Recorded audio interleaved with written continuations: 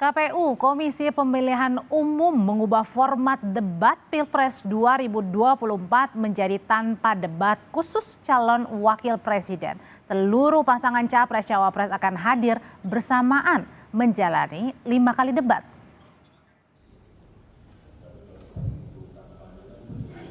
Komisi Pemilihan Umum menyebut perubahan format debat Pilpres 2024 tetap mengacu pada Undang-Undang Pemilu maupun Peraturan KPU Nomor 15 Tahun 2023. KPU menegaskan tidak menghapus debat antar calon wakil presiden. Hanya saja cawapres akan didampingi capres selama debat. Debat cawapres akan diselenggarakan 2 kali sesuai dengan peraturan perundang-undangan. Itu. Dan untuk pada saat head to head debat, seperti tahun lalu sistemnya Pak ya? ada Mas, ada. Dan memang sekarang ini setiap debat itu didampingi oleh pasangannya masing-masing. Sekali lagi kami tegaskan, tidak ada yang mengintervensi KPU. KPU hanya ingin menampilkan desain debat ini yang terbaik. Format debat pada 2024 akan berbeda dengan 2019. Pada pemilu 2019, KPU menggelar 5 kali debat terdiri dari 2 kali debat yang dihadiri seluruh pasangan capres-cawapres, 2 kali debat khusus capres, dan 1 kali debat khusus cawapres. Pada format 2024 yang dirancang KPU, tidak akan ada debat khusus cawapres. Debat akan berlangsung 5 kali, yaitu 3 kali debat capres yang didampingi cawapres, dan 2 kali debat cawapres yang didampingi calon presiden. KPU memastikan 5 debat Pilpres akan menghadirkan seluruh pasangan capres-cawapres secara bersamaan, hanya porsi bicaranya yang berbeda. Anggota Dewan Pembina Perkumpulan untuk Pemilu dan Demokrasi, Titi Anggraeni, mempertanyakan perubahan format debat yang memunculkan spekulasi. Jadi tidak salah ya kalau kemudian ada yang berpendapat bahwa ini menguntungkan misalnya cawapres Gibran. Ini kenapa tidak salah? Karena ketika misalnya mereka membuka data, siapa sih yang paling jarang berbicara kepada publik, siapa yang paling jarang hadir ketika diundang berdiskusi atau kemudian uji publik begitu ya. Itu kan data-data yang bisa diungkap oleh pihak-pihak ketika misalnya situasi hari ini hal itu tersedia begitu ya. Dan Kesiapan debat Pilpres 2024 diungkap calon wakil presiden nomor urut 1 Muhaimin Iskandar. Menurut Muhaimin, penentuan format debat adalah kewenangan Komisi Pemilihan Umum. Saya nurut aja apa pokoknya maunya KPU kita ikut. KPU model apa aja itu kewenangan KPU. Yang jelas saya pada posisi sama Mas Anies nunggu saja apapun yang menjadi keputusan KPU.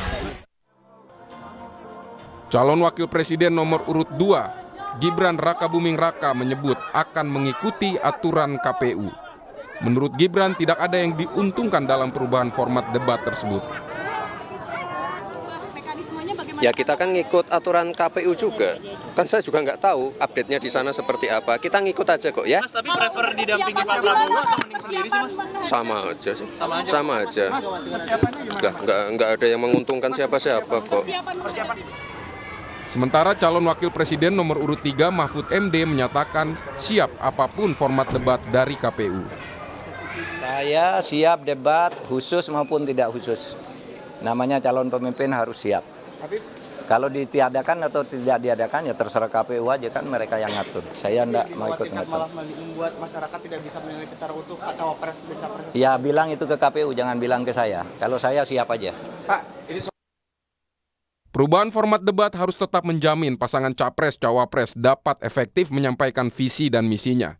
Sebab publik perlu mengetahui sejelas-jelasnya gagasan para kontestan Pilpres. Tim Liputan, Kompas TV. KPU saudara mengubah format debat pemilu presiden menjadi tidak ada sesi debat khusus antar calon wakil presiden. Pertanyaannya, perlukah format debat ini diubah? Kita akan berbincang malam hari ini dengan Komisioner Komisi Pemilihan Umum Republik Indonesia periode 2012-2017, Hadar Nafis Gumai. Pak Hadar, selamat malam. Selamat malam, Adria. Pak Hadar, jadi menurut Anda sebagai seorang komisioner 2017 di Komisi Pemilihan Umum, ada urgensinya nggak sih untuk mengubah format debat di Pilpres? Saya kira tidak ya, karena apa yang sudah berjalan itu menurut perkiraan saya cukup begitu. Ada pasangan calon bersama-sama, ada masing-masing sendiri-sendiri, baik calon presiden maupun calon wakil presiden. Kalau tidak perlu, tapi kemudian apa yang dirasa sehingga membuat format debat ini nampaknya akan diubah? Bukan nampaknya, memang diubah. Ya, untuk ini baru ide sih ya. Sebenarnya komunikasi KPU ini juga bermasalah menurut saya ya. Jadi belum diputuskan, tetapi sudah disampaikan dengan berbeda-beda. Saya ikuti waktu itu di media dan kemudian menjadi rame ya. Ada perubahan format ini. Nah, yang kedua menurut hemat saya haruslah patuh kepada peraturan perundang-undangan yang berlaku.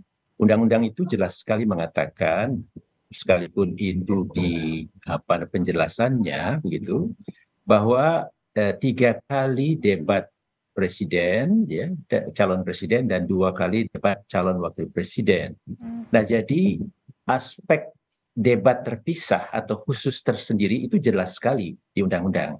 Nah, kalau kemudian semuanya digabungkan, walaupun judulnya mau tetap dikatakan oleh KPU 3 itu adalah debat pasangan calon presiden, yang 2 adalah pasangan calon presiden, saya kira itu berbeda sekali karena tidak ada di 5 yang sama itu semua yang menunjukkan atau menyediakan format berhadapan sendiri-sendiri begitu, seperti yang dimaksudkan oleh undang-undang. Nah, jadi saya kira ini menjadi persoalan kalau ini diteruskan ya. Nah, tapi Pak Hadar sebenarnya waktu Bapak ini menjadi komisioner KPU, pada saat menentukan format, apakah harus disetujui masing-masing perwakilan tim paslon? Ya, tentu karena ada 2 hal mengenai format ini dan juga mengenai moderatornya. Jadi KPU memang yang in charge, mengusulkan, mencari, tetapi di dalam rapat itu harus mendapat kesepakatan atau persetujuan. Pengalaman kami untuk pemilu 2014 itu lancar-lancar saja dan saya cermati 2019 juga demikian, di mana ada 2 debat, yaitu pasangan calon presiden bersama-sama mereka, 1 debat untuk calon wakil presiden dan 2 debat untuk calon presidennya.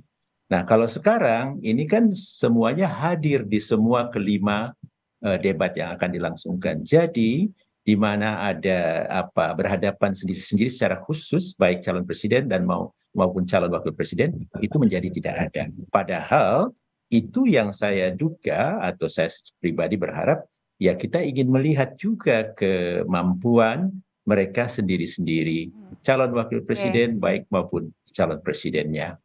Artinya adalah penting ya untuk melihat masing-masing bukan hanya pesonanya tetapi juga gagasannya ya, bagaimana cara juga berbincang di depan umum gitu ya. Betul, Pak Hadar, ya? kemampuan dia menjelaskan secara lebih rinci kalau nanti ditanya, kemampuan dia menjawab dalam waktu yang terbatas, kemampuan dia fokus kepada apa yang disampaikan, kemampuan dia bersikap kalau ada nanti calon lain yang emosi misalnya. Itu juga dinilai ya penting buat publik sebenarnya ya. Kalau buat saya itu penting, saya duga masyarakat juga berharap itu. Karena ini calon pemimpin, jadi kita perlukan. Poin lain ini Mbak Adria, mohon maaf saya tambahkan, kalau di debat, waktu yang 120 menit itu saja, kemudian ini ada 6, semuanya hadir 6. Itu kan waktunya menjadi sangat sempit ya. Terus kemudian kita mau mendengarkan apa, mendapat informasi apa dari mereka ini. Tetapi kalau hanya masing-masing 1 saja, jadi kan ada 3 nanti. Dan itu waktu lebih banyak untuk pada mereka untuk menjelaskan, kepada kita juga untuk mendengarkan lebih rinci. Oke, sebenarnya dalam peraturan di undang-undang sendiri format debat itu seperti apa sih? Ya, jadi kalau format sebetulnya hanya sebatas dikatakan dilaksanakan 5 kali. Ini sama nih undang-undang sebelumnya, Undang-Undang Pilpres tahun nomor 42 tahun 2008 dan Undang-Undang nomor 7 tahun 2017. Jadi pemilu 2009, pemilu 2014, pemilu yang 2019 dan pemilu sekarang bunyinya itu sama. yaitu dilaksanakan 5 kali. Dan kemudian di bagian penjelasannya dikatakan itu dilaksanakan 3 kali untuk debat calon presiden, kemudian 2 kali debat untuk calon wakil presiden. Jadi di situ jelas sekali mereka sendiri-sendiri, tidak digabungkan gitu.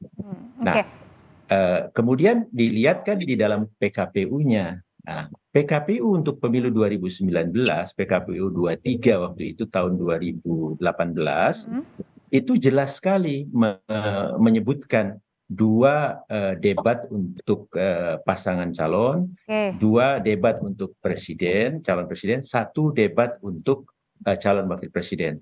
Tetapi PKPU sekarang itu persis seperti lampirannya gitu.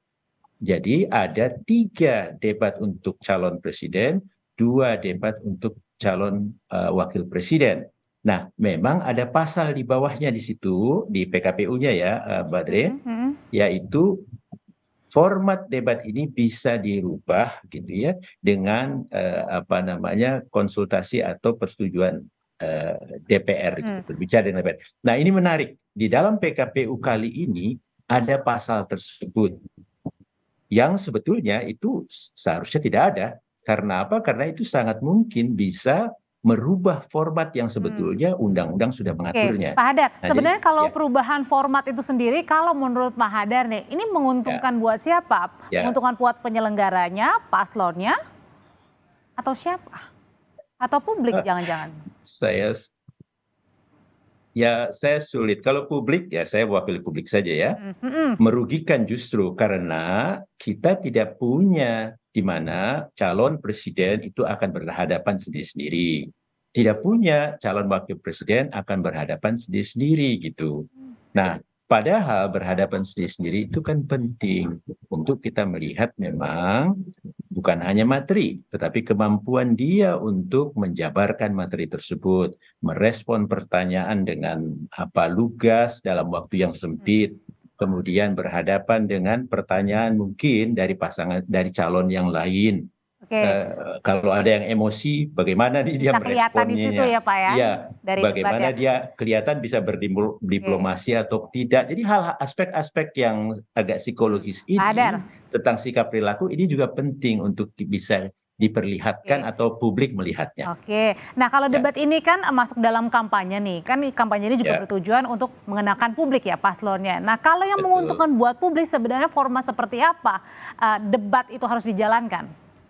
Ya, menurut saya ya seperti yang pernah ada di yang lalu. Jadi tetap ada ya, jangan hanya semuanya digabungkan. Karena nanti itu akan agak kusut gitu. Sangat mungkin saja nanti yang dimaksudkan untuk calon wakil presiden tetapi yang menonjol nanti calon presidennya atau sebaliknya gitu. Nah, jadi sebaiknya kita ada yang format dipisahkan sendiri-sendiri seperti yang diperintahkan oleh undang-undang. Sekali lagi, waktu itu juga sangat penting. Karena kalau waktunya sudah pendek, kemudian itu ada berenam, itu akhirnya kita juga sulit untuk mendapatkan informasi yang cukup tentang mereka masing-masing. Dan yang terpenting tadi kata Pak Hadar bilang ya, yang terpenting digarisbawahi adalah yang harus menguntungkan dari debat ini adalah masyarakat itu sendiri. Terima kasih Komisioner. Bukan antar pasang calonnya saja. Jadi kita harus pikirkan publik ini gitu maunya apa. Terima kasih Komisioner KPU RI periode 2012-2017 Hadar Nafis Gumai. Sehat selalu Pak Hadar. Mudah-mudahan bermanfaat.